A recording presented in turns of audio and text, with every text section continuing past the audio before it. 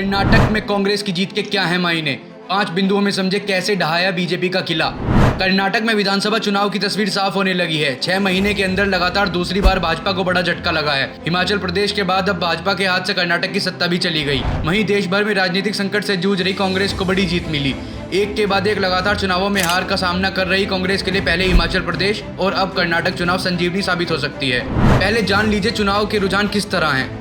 Congress 130 seat, Bhajpa 66 seat, JDS 22 seat, अन्य 6 seat. Karnataka में 2004, 2008 और फिर 2018 में किसी भी पार्टी को पूर्ण बहुमत नहीं मिला। 2013 में कांग्रेस ने 122 सीटें जीतकर सरकार बनाई थी। सूबे में मुख्य लड़ाई लंबे समय से भाजपा और कांग्रेस के बीच ही रही। कांग्रेस ने कई बार पूर्ण बहुमत के साथ सरकार बनाई है, जबकि भाजपा को कभी भी पूर्ण बहुमत नहीं मिला। इस बार भी कुछ ऐसा ही हुआ। कैसे जीत गई कांग्रेस, जाने 5 बड़े कारण। भाजपा की अंदरूनी लड़ाई का मिला फायदा।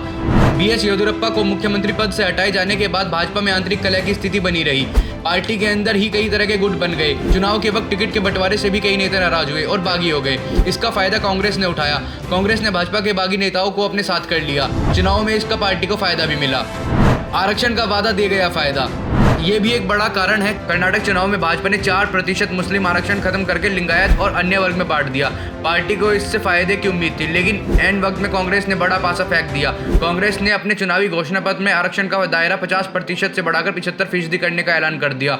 आरक्षण के वादे ने कांग्रेस को बड़ा फायदा पहुंचाया। लिंगायत वोटर्स से लेकर ओबीसी और दलित वोटर्स तक ने कांग्रेस का साथ दिया। वहीं दूसरी ओर कांग्रेस ने भी ये वादा कर दिया कि जो 4% मुस्लिम आरक्षण भाजपा ने खत्म किया है उसे फिर से शुरू कर दिया जाएगा। इसके चलते जहां एक तरफ कांग्रेस को मुसलमानों का साथ मिला, वहीं 75% आरक्षण के वादे ने लिंगायत, दलित और ओबीसी वोटर्स को भी अपनी पार्टी से जोड़ दिया।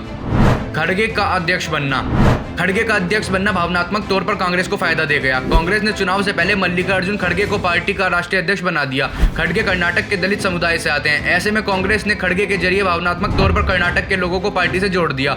दलित वोटर्स के बीच भी इसका अच्छा संदेश गया। खड़गे ने चुनावी रैलियों से इसका जिक्र किया। राहुल गांधी की यात्रा।